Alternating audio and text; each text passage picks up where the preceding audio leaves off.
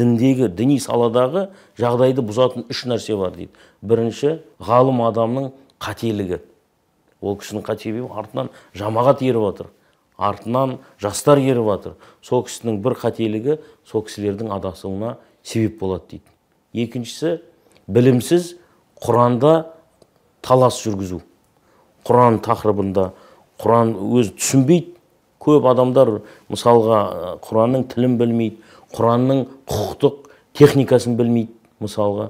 Сол кезде білімсіз таласу Құранда, ол да көп жағдайда діннің ішінде проблемалардың туындауына себеп болады. Үшіншісі, адастырушы көсемдер деп те айта аламыз.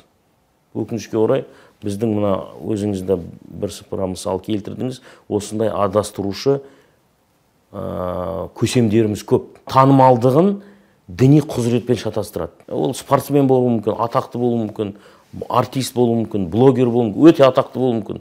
Бірақ бұл жерде оның атақты болуы діни надандығын жаппайды.